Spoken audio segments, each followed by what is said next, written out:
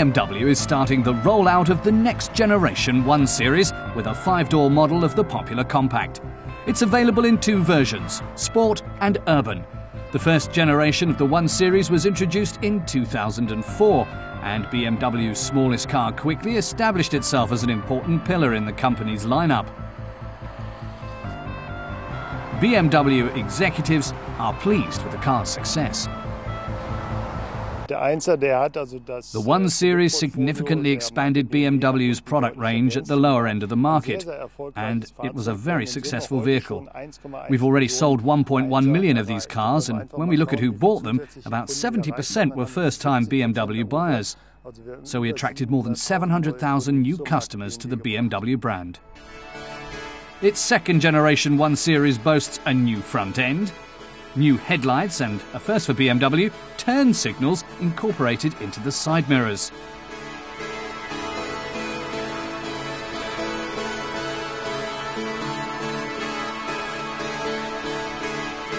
The car has grown, the wheelbase by 3 centimetres and the overall length by 8.5 centimetres, which gives backseat passengers a little more space. Then there's the 2 trim packages, Urban and Sport.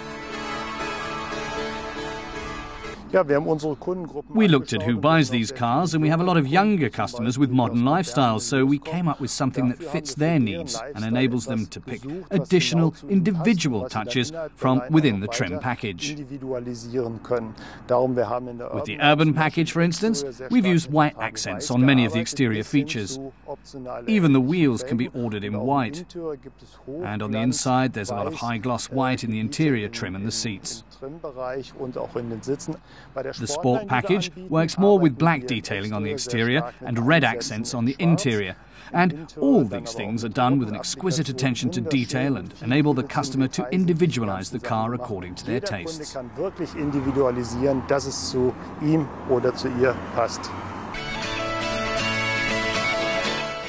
Both versions are available with a large flat-screen display in the centre of the dashboard for the optional navigation system that the driver controls from the iDrive knob in the centre console.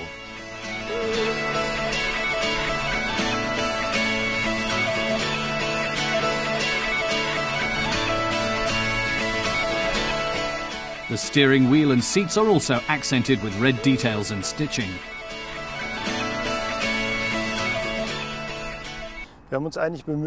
We really put an effort into making this 1 Series better and paid close attention to the feedback from customers. That's why we let the car grow a little bit. But it's not taller, so the proportions are better, and backseat passengers have an additional 22 millimeters for their knees, making it easier to get into the car.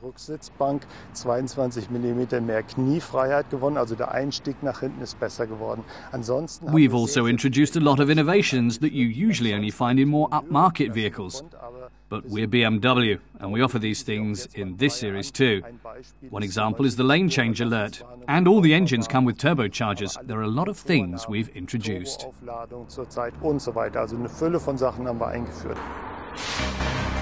It's one thing to wear a sport badge, but does the car deliver? To find out, we took the 118i to the racetrack. It has the more powerful of the 2 gasoline engines, produces 125 kilowatts, and is coupled to a 6-speed automatic. An 8-speed sport automatic costs an extra €2,150. The 118i does 0 to 100 in 7.4 seconds and has a top speed of 225 kilometers an hour. BMW says fuel consumption is just 5.8 litres per 100 kilometers on average. And in city traffic, the driver can always switch to the more efficient Eco Pro mode to get the most out of every litre of fuel.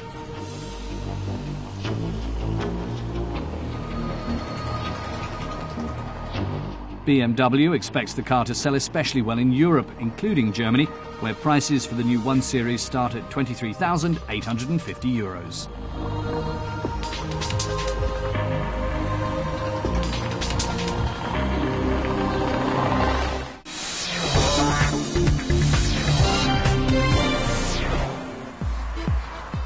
Today we're going to take a look at 2 crossover models, the Skoda Yeti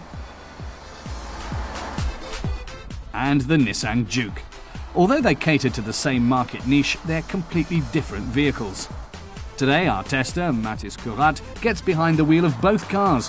First up, the Juke.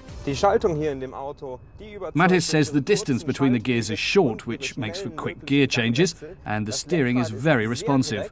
All in all, he says, the Nissan Juke delivers extremely sporty driving performance. In Germany, Nissan offers Juke buyers a choice of engines, 2 gasoline and 1 diesel. We're testing the most powerful one, a 140 kilowatt 1.6 litre turbocharged gasoline model. It accelerates well, but as a front-wheel drive, has problems transferring this power to the road while taking curves. The Yeti, on the other hand, has all-wheel drive as standard equipment with the more powerful engine versions. This makes for good all-round traction. The Skoda crossover comes with a choice of 6 engines, 3 gasoline and 3 diesel.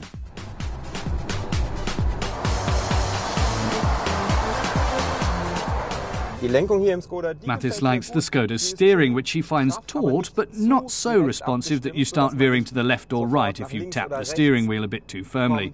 But he doesn't like the gearbox much, which is a bit rough when switching gears. And he says the brake pedal feels too soft and doesn't leave him feeling very safe. But this doesn't impede the brake's actual performance. All told, the Yeti performs well, is easy to handle and looks good.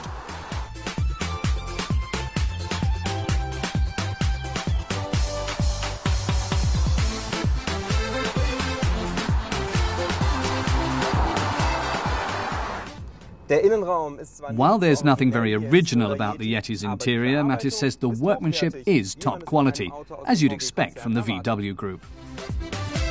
The dashboard features clear lines with small chrome accents which add a touch of class.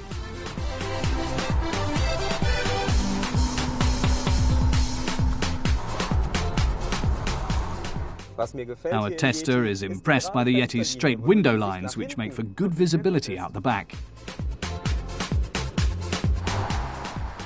Now we're switching back to the Nissan Juke. How does the visibility here compare?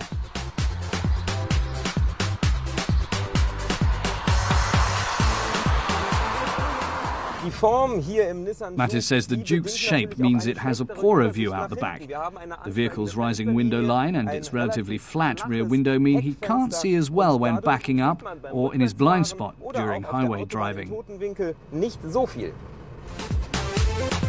Inside, the Juke is all curving lines, and instead of chrome, the accents here are made of silver-coloured plastic.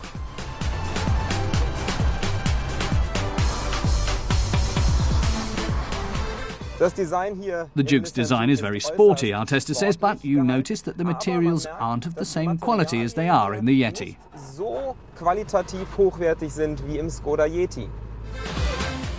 But that doesn't make driving it any less fun. Up to now, both of our test cars have made a good impression.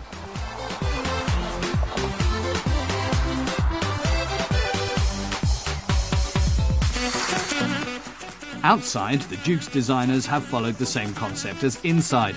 The Nissan's exterior boasts lots of curves and an extravagant design, while the Yeti tries to win over buyers with its clear lines.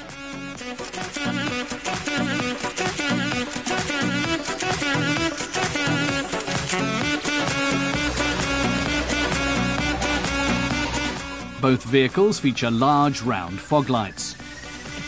But while the Juke's headlights resemble a pair of closely set squinting eyes,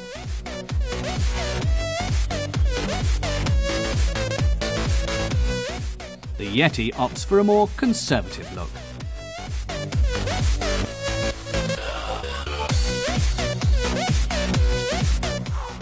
At the rear too, it's clear the Nissan will have a bit of trouble at the car wash. The rear door handles are cleverly hidden behind the side windows.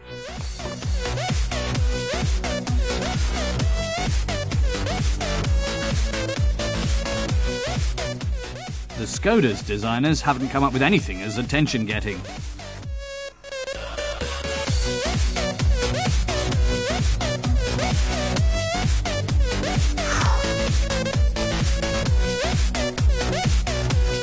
That's most evident when the two cars are seen standing side by side.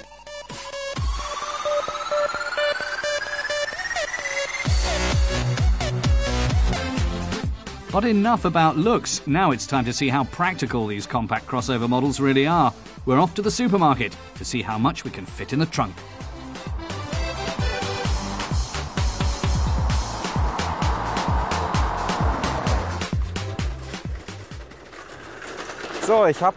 Mattis says it's so warm today that he's bought a few drinks.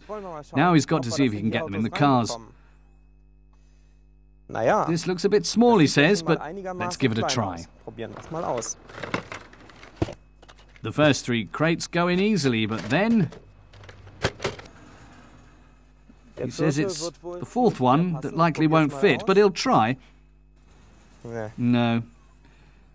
So, 3 crates fit in the Juke, and now it's time to see about the Skoda Yeti.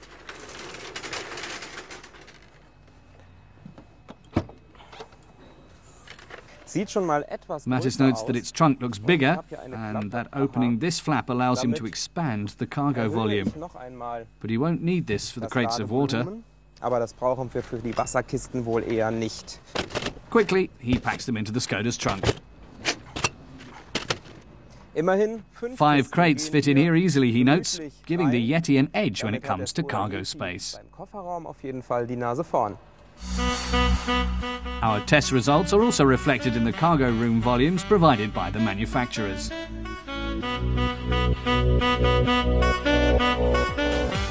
But in the end, it's a vehicle's price, not its trunk space, that's the key criteria for many buyers. The Yeti, in the experience equipment version we tested, costs over €28,000. Whereas a top-of-the-line Nissan Juke Techna can be had for just €22,000. For that, you get a car that stands out from the crowd and comes as fully equipped as the Skoda. So, though it was a close call, Mattis likes the Juke just a little bit better.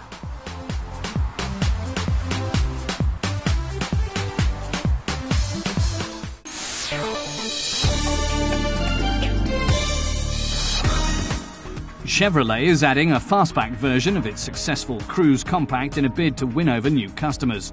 A basic Cruze equipped with a 1.6-litre 91-kilowatt engine is available in Germany for about €15,000. Alternative power plants include a 104-kilowatt gasoline engine and a 120-kilowatt 2-litre diesel. Chevrolet is planning to add a 1.7-litre diesel to the lineup in early 2012.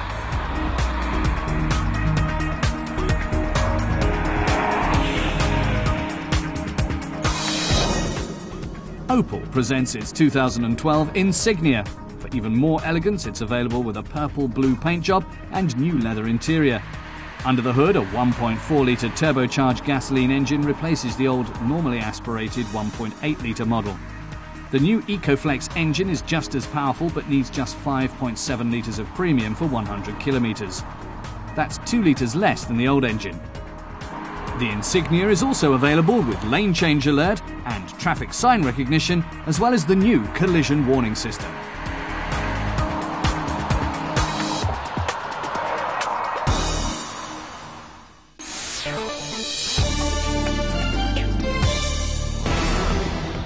There are lots of ways to improve fuel efficiency in motor vehicles. Hybrids are cars with electric motors that supplement the regular engine. Downsizing is the use of smaller, more efficient engines that are just as powerful. At Mercedes, efforts to save fuel run under the name BlueEfficiency. The improved new engines in the company's E-Class cars demonstrate what potential those efforts have.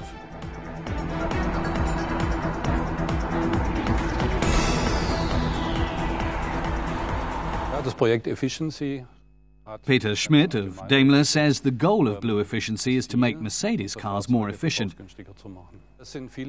That's done through a variety of individual measures that add up. That means engineers look for ways to reduce the car's weight and improve the aerodynamics to reduce drag. And, of course, modifications that make the drivetrain more efficient.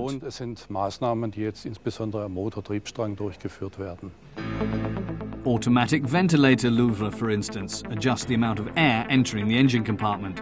That reduces drag. A new generator management system captures energy lost during braking and uses it to help charge the battery. Such measures enable Mercedes to reduce fuel consumption by up to 20%.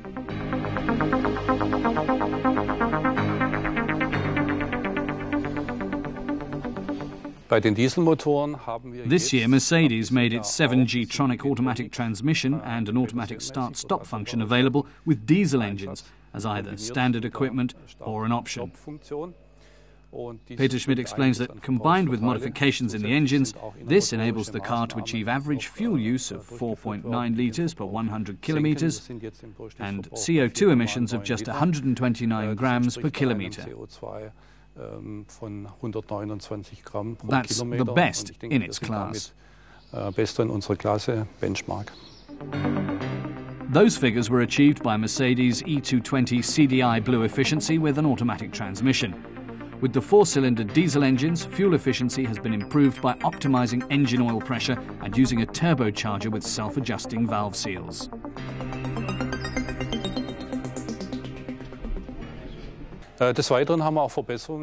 Peter Schmidt says Mercedes has also achieved improvements with other components. The oil pump, for instance, is now actively switched to one of two levels, depending on what the engine needs. The water pump only switches on when the engine temperature reaches a certain level. That improves engine performance. Betriebstemperatur erreicht hat und dadurch erreiche ich natürlich auch eine verbesserte Performance des Motors. We tested the basic diesel, the E200 CDI BlueEfficiency, which delivers 100 kilowatts. Mercedes says that with the 6-speed manual or the 7-speed automatic, it consumes just 5.1 litres of fuel per 100 kilometres.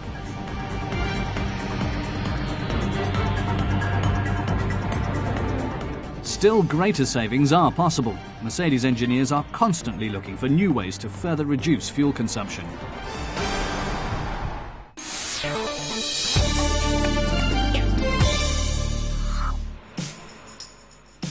One day, this may be a common sight.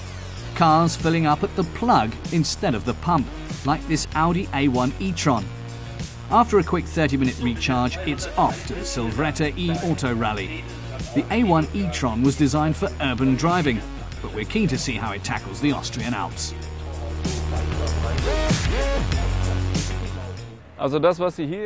Franciscus van Miel says the A1 Etron will be the mainstay of Audi's e-car fleet. The fleet trial is set to launch in Munich with 20 vehicles, so here it's being tested in extreme conditions. When we're in the mountains and the battery suddenly goes out, will the range extender in the trunk let us stay on course?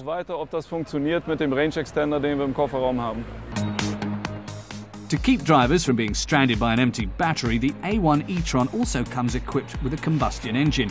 But that engine, the range extender, is used only to charge the battery, not to power the wheels. That uses less gasoline than if the engine would directly power the car. With this electric drive concept, the Audi A1 Etron easily manages the steep inclines and hairpin turns.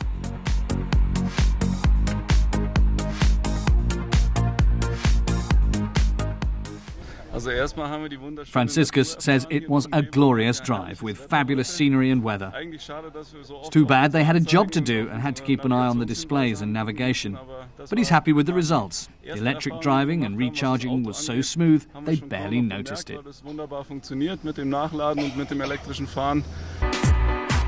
And there's plenty of driving enjoyment to go around. Audi's lightweight construction and the instantaneous torque of the electric motor easily mastered the challenge of the climb. In the end, the Audi A1 e-tron took its place on the winner's platform at the Silvretta e-Auto Rally. The victory here is one more step on the road to the market. Franciscus says their target group is urban dwellers and other drivers who mainly travel short distances. The A1 e-tron contains technology that Audi's development engineers are using to study the mobility requirements for the e-cars of the future. The electric motor has a maximum output of 75 kilowatts.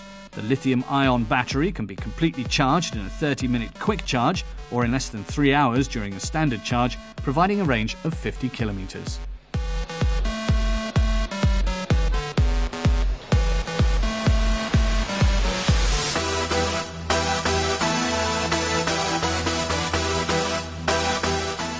The e-tron concept encompasses Audi's entire electric line, Francisca says, but it features several different approaches. The A1 is the mega-city vehicle, while the R8 e-tron is a high-emotion sports car. Audi entered the R8 in Silveretta last year, so now they wanted to give something different a try. To extend its range, the A1 e-tron uses a Wankel engine to drive the generator, but it also features an emission-free electric drive system, which is ideally suited for city driving. Now that the A1 has also put on a good show in the mountains, it's possible the planned series production date of 2013 might even be brought forward.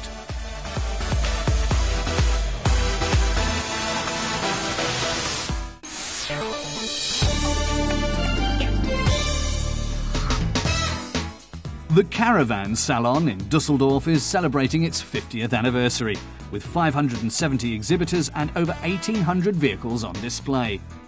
One of the guests of honour, a 60-year-old VW Westphalia camper, is even older than the Salon. A trusty workhorse sporting 25 horsepower, it's still the standard against which modern competitors are measured. And retro design is also in, like this revival of the Schwalbennest or Swallow's Nest trailer that's just as colourful and compact as the original, but features a modern interior with stove and refrigerator. Alexander Wehrmann says Knaus Tabbert originally planned to build just one retro version at the start of the year, but consumers were so enthusiastic that the manufacturer decided to launch a new edition. Then there are also genuine innovations like the Sealander. It's light enough to be pulled by a compact. But that's not all. The tiny trailer isn't afraid to get its feet wet either. It can swim too, making it a little houseboat. Because the outboard motor is under 5 horsepower, Daniel Straub explains, you don't need a boating license in Germany. And the trailer's lightweight means a regular driving license is all you need to pull it on German roads. The Sunlight and Joy has its sights set on young families. It's among the lowest priced entry-level models for up to 4 people. At just under €9,000, it manages to pack in everything a camper's heart desires: a kitchen, bathroom, refrigerator and 4 full-size berths. The trailer weighs 900 kilos, says Katrin Straubinger from Sunlight, so it can be towed by just about any compact, and as long as the total weight doesn't exceed 3.5 tons, a regular license is all you need in Germany. This prototype by Ross Design is ready for series production. On the road it's pocket-sized, but once it's parked, it expands to a double-decker. The base model of this clever space saver sports a price tag of just under €30,000. At first glance, the Beau Air 3X looks too tiny to be true, but with a turn of the key it starts to grow like a telescope, and suddenly the midget is transformed to a real giant.